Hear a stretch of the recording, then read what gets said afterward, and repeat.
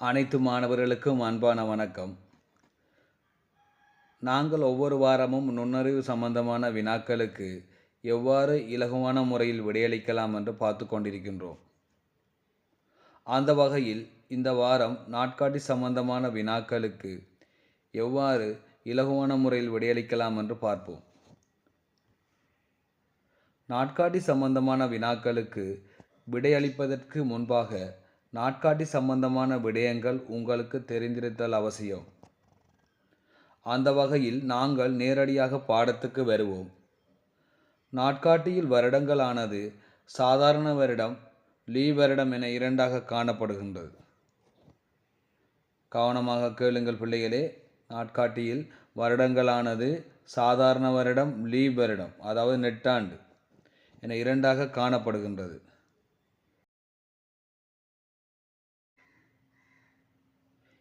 இங்கே பாருங்க, மீண்டும் ஒரு முறை கூறுகிறேன், கவனமாக கேளுங்கள். இந்த வருடமானது சாதாரண வருடம், சரியா?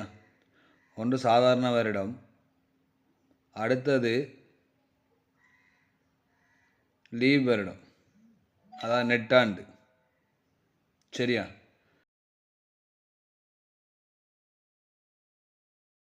இதில் சாதாரண வருடமானது பாருங்க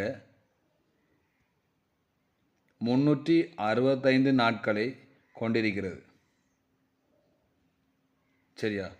சாதாரண வருடமானது 365 நாட்கள். அதேபோல் லீவ் வருடமானது 366 நாட்கள், சரியா? அப்போ வருடங்களில் சாதாரண வருடம், லீவ் வருடம் இருக்கு. சாதாரண வருடமானது 365 நாட்களும், லீவ் வருடமானது 366 நாட்களையும் கொண்டிருக்கிறது. ஒரு வருடமானது சாதாரண வருடமா லீவ் வருடமானது எவ்வாறு கண்டுபிடிக்கிற? கவனமாக கேளுங்க. இந்த ஒரு வருடத்தின் இறுதி 2 இலக்கங்களை 4ஆல் வகுக்கும் போது மீதி வருமாயின் அது சாதாரண வருடம், சரியா? ஒரு வருடத்தின் இறுதி 2 இலக்கங்களை 4ஆல் வகுக்கும் போது மீதி வருமாயின் அது சாதாரண வருடம். உதாரணமாக 2025 எடுத்துக்கொண்டால் அதன் இறுதி 2 இலக்கங்கள் என்ன? 25. 25ஐ 4ஆல் வகுக்கும் போது பாருங்க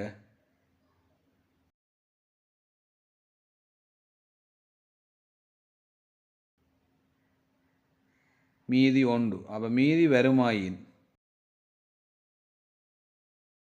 அது சாதாரண வருடமாக கொள்ளப்படுகிறது. மீதி வந்தால் சாதாரண வருடம். அதே லீவ் வருடம் என்றால் எவ்வாறு கண்டுபிடிக்கிற? ஒரு வருடத்தின் இறுதி 2 இலக்கங்களை 4ஆல் வகுக்கும் போது மீதி வராவிட்டால், அதாவது மீதி 0 வந்தால் அது லீவ் வருடம்.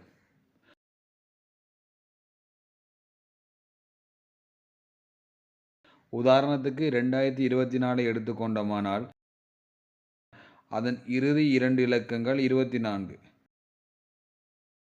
அதை 4ஆல் வகுக்கும் போது மீதி 0. ஆகவே அது லீவ் வருடம். அதை மீதி வராவிட்டால், சரியாக வகுப்பட்டால் அது லீவ் வருடமாக கொள்ளப்படுகிறது. இதை கவனமாக விளங்கிக் கொள்ளுங்கள்.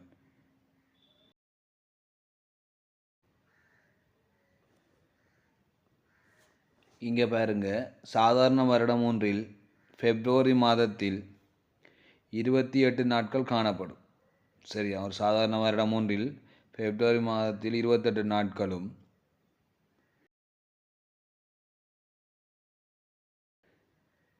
லீவ் வருடத்தில் பிப்ரவரி மாதத்தில் 29 நாட்களும் காணப்படும்.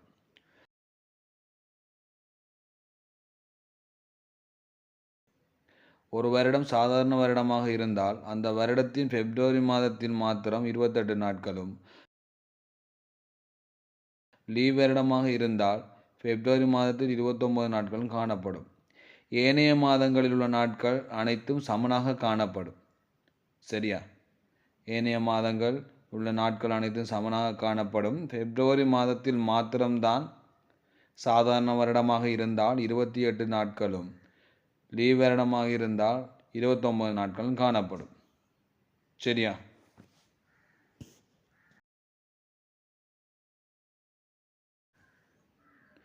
இங்கே பாருங்க பிள்ளைகளே, இங்கே சாதாரண வருடமாக 2025 இருக்கிறதால 2025ஆம் ஆண்டு பிப்ரவரி மாதத்தை பாருங்க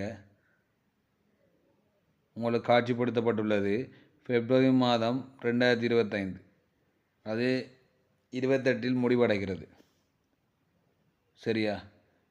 அப்போ ஒரு சாதாரண வருடமாக இருந்தால் பிப்ரவரி மாதம் 28 முடிவடையும். இங்கே பாருங்க 2024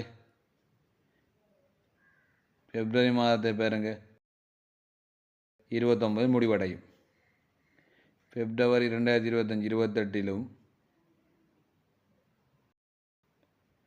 2024 பிப்ரவரி 29 முடிவடையும். நீங்கள் ஞாபகத்தில் வைத்துக்கொள்ள வேண்டும். சரியா? ஒரு லீவ் வருடமாக இருந்தால் அது பிப்ரவரி மாதம் 29 முடிவடையும். சாதாரண வருடமாக இருந்தால் பிப்ரவரி 28 முடிவடையும். மீண்டும் ஒரு முறை சுருக்கமாக கூறுகிறேன். வருடம் சாதாரண வருடம், லீவ் வருடம் என இரண்டாக காணப்படுகிறது. இந்த சாதாரண வருடத்தில் 365 நாட்களும், லீவ் வருடத்தில் 366 நாட்களும் காணப்படுகிறது.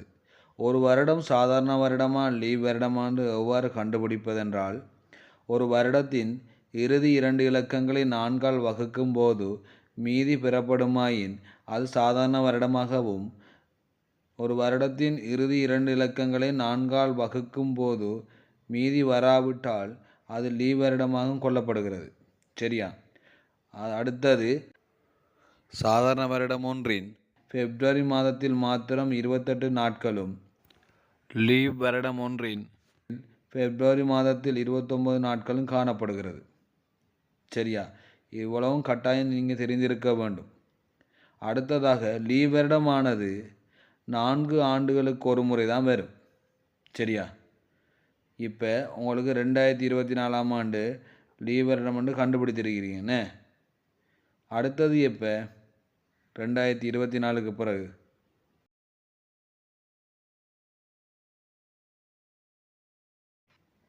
அடுத்தது 2028, அடுத்தது 2032, அடுத்தது 2036. இப்படி 4 ஆண்டுகளுக்கு ஒரு முறை தான் லீவ் வருடம் வரும். இறுதி 2 இலக்கங்களை 4ஆல் வகுத்து பாருங்க, மீதி வராது. அடுத்தது பாருங்க 2036க்கு பிறகு 2040. இங்கே பாருங்க, அந்த 2028இன் இறுதி 2 இலக்கங்கள் 28, அதை 4ஆல் வகுக்க முடியும்.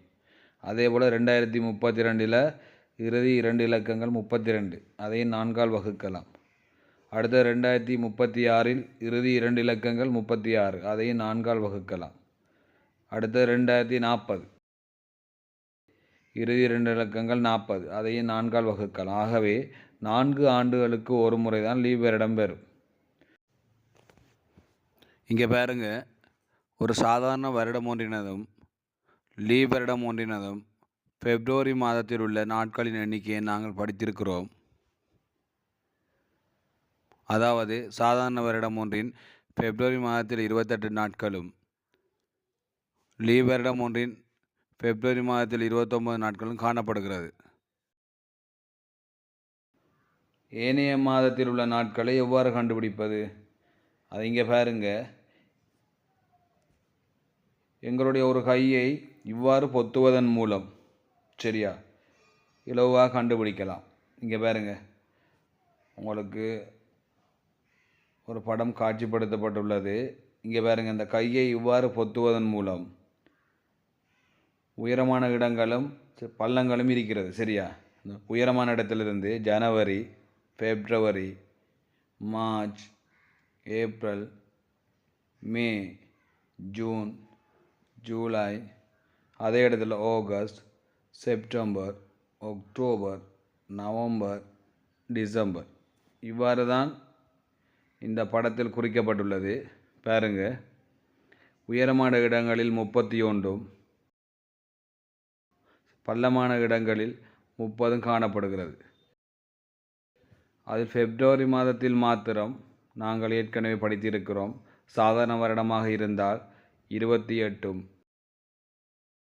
லீவ் வருடமாக இருந்தால் 29 வரும். சரியா? இங்கே பாருங்க, ஜனவரி, பிப்ரவரி, மார்ச், ஏப்ரல், மே, ஜூன், ஜூலை, அதே இடத்துல August, September, October, November, December. சரியா? இங்கே பாருங்க, உயரமான இடங்களில் 31, சரியா, பள்ளமான இடங்களில் 30 வருது. அதுலேயும் பிப்ரவரி மாதத்தில் மாத்திரம்தான் சாதாரண வருடமாக இருந்தால் 28, லீவ் வருடமாக இருந்தால் 29 வரும். மற்ற ஏனைய மாதங்களில் எல்லாம் சமனான நாட்களாக காணப்படும். எந்த வருடமாக இருந்தாலும் ஏனைய மாதங்கள் எல்லாம் ஒரே அளவானது. பாருங்க, அந்த கையில் உயரமான இடங்களில் 31 வருது. அந்த பிப்ரவரியை தவிர மார்ச், டிசம்பர் 31, அடுத்தது மேயும் அக்டோபரும் 31, ஜூலையும் ஆகஸ்டும் 31. அப்போ 7 மாதங்கள் 31 வருது. மிச்சம் ஏப்ரல், நவம்பர் 30, ஜூன், செப்டம்பர் 30. அப்போ 4 மாதங்களில் 30 வருது.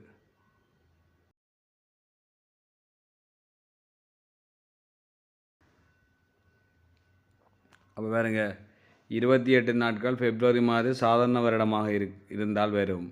29 பிப்ரவரி மாதத்தில் லீவ் வருடமாக இருந்தால் வரும். 30 ஏப்ரலும் ஜூனும் செப்டம்பரும் நவம்பரும். 31 ஜனவரி, மார்ச், மே, ஜூலை, ஆகஸ்ட், அக்டோபர், டிசம்பர் மாதங்கள் 31 வரும். இதை நீங்கள் ஞாபகத்தில் வைத்து கொள்ள வேண்டும். சரியா?